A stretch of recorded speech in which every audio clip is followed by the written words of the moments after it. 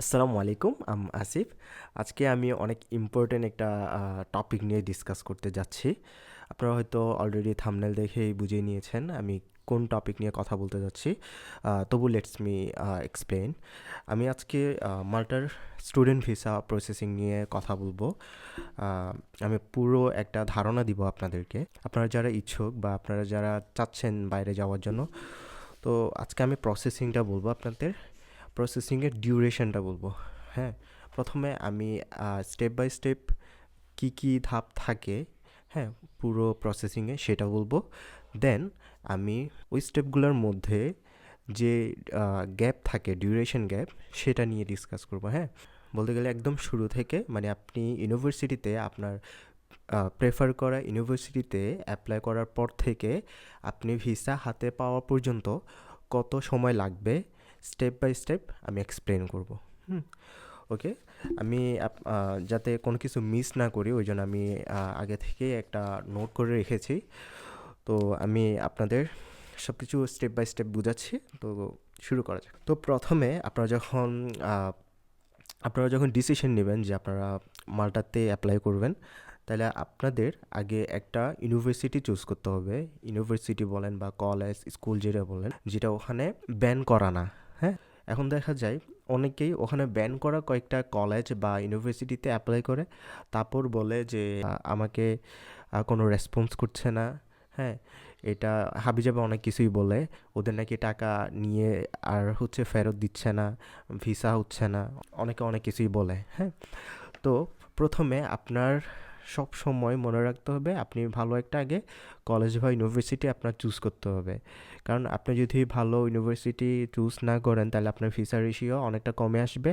তারপর আপনার দেখা যায় অনেক কিছুই ফেস করতে পারেন। হ্যাঁ, আপনার ভিসা হচ্ছে না বা আপনার ভিসা হয় নাই, দেখা যাবে আপনাকে যে টাকাটা রিটার্ন করবে, হ্যাঁ, সেই টাকাটা আপনাকে রিটার্ন দিচ্ছে না, বা আপনার টাকা আপনাকে আর ফেরত দিচ্ছে না।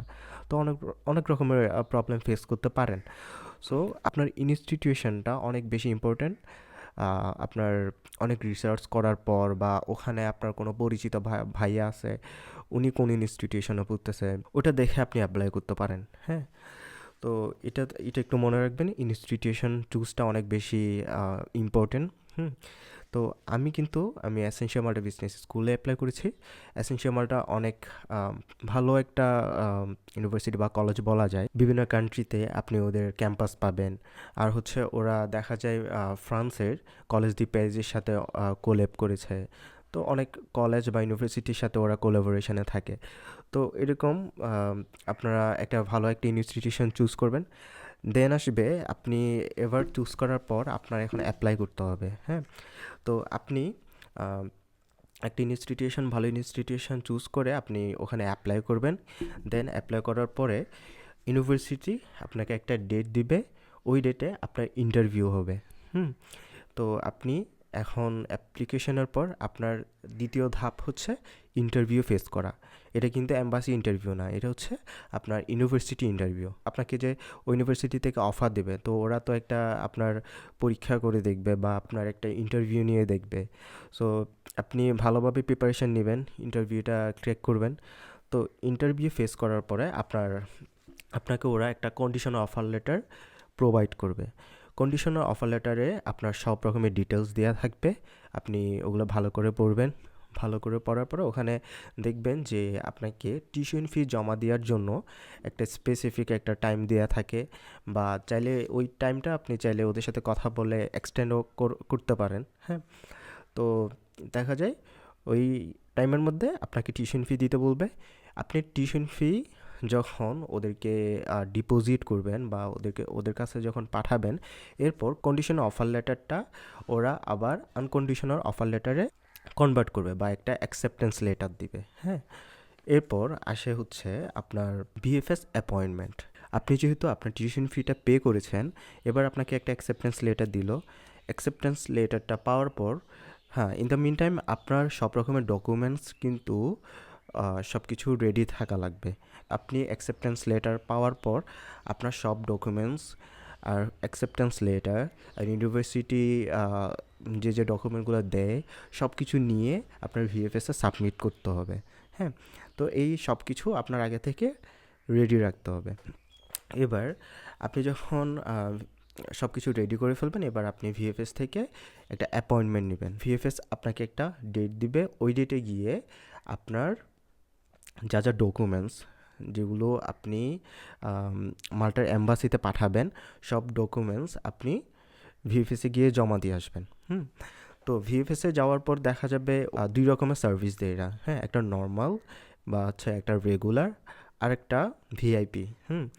তো দুইটার মধ্যে পার্থক্য হচ্ছে আপনাকে যেটা নর্মাল সেখানে আপনি আপনার মতো করে ডকুমেন্ট রেডি করে তারপর সাবমিট করবেন, আর যেটা ভিআইপি, হ্যাঁ, যেটা রেগুলার না, সেটাতে আপনার একটু এক্সট্রা টাকা নিবে, কিন্তু আপনাকে একটা সার্ভিস দিবে, সেটা হচ্ছে আপনার ডকুমেন্টসগুলো ভালোভাবে রেডি করে দিবে, সাথে কোনো প্রবলেম থাকলে ওরা সলভ করে দিবে, এরপর আপনাকে নাস্তা দিবে। এখানে একটা কথা, সেটা আসলে বলা উচিত কিনা আমি জানি না, আমার মনে হয় বলা উচিত, কারণ যারা এখানে রেগুলার সার্ভিসটা নেয় তাদের অনেক রকমের হ্যাসেল পোহাতে হয়।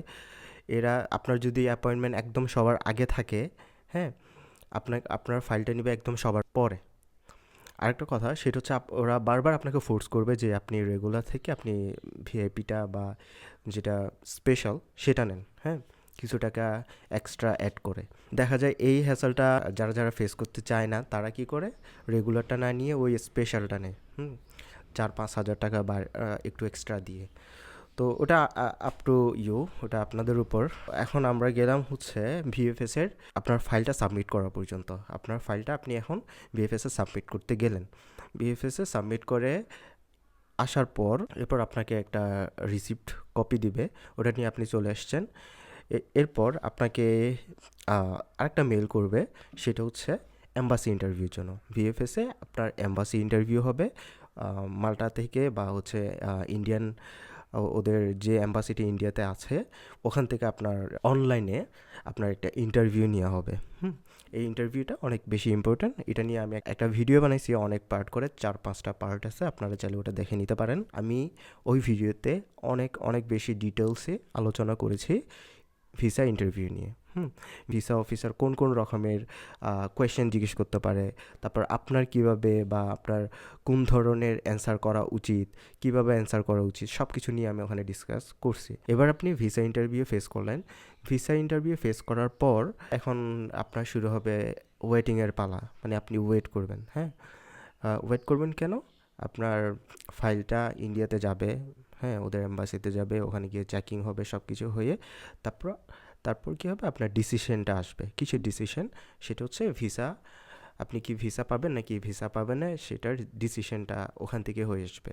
আপনার কিন্তু পাসপোর্টও ওখানে জমা থাকবে, আর যে ডকুমেন্টসগুলো আপনি নিয়ে যাবেন, হ্যাঁ, ওখান থেকে কিন্তু সব কিছু ওরা রেখে দিবে না, ওরা ওখানে ম্যাক্সিমাম ডকুমেন্টস ওরা স্ক্যান করে আপনাকে আবার দিয়ে দিবে।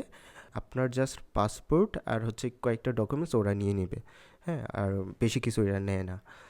তাহলে আপনার পাসপোর্টটা ওদের কাছে জমা থাকলো, ওটা ইন্ডিয়া যাবে বা হচ্ছে ওদের যে এম্বাসি ওখানে যাবে, ওখান থেকে আপনার ভিসা ডিসিশনটা হয়ে আসবে। আপনি এখন ট্রানজিট মেলের জন্য ওয়েট করবেন, দেন ট্রানজিট মেল পাওয়ার পরে আপনি যেটা কালেকশন মেল, সেটার জন্য ওয়েট করবেন। এতক্ষণ আমি আপনাদের স্টেপ বাই স্টেপ বুঝাচ্ছিলাম যে কোন স্টেপের পর কোন স্টেপ হয়। এখন আমি আমার পার্সোনাল যে এক্সপিরিয়েন্স সেটা শেয়ার করব। মানে আমি অ্যাপ্লিকেশন কখন করেছিলাম, অ্যাপ্লিকেশনের পর আমার ইউনিভার্সিটি ইন্টারভিউ কখন হয়েছিল, আমি কখন কন্ডিশন অফার লেটার পেয়েছি, আমি কখন অ্যাকসেপ্টেন্স লেটার পেয়েছি, সব কিছু, আর আমি কখন ট্রানজিট মেল পেয়েছি, আমি কখন কালেকশন মেল পেয়েছি, সব কিছু আমি এখন তারিখ সহ ডিটেলসে এক্সপ্লেন করব।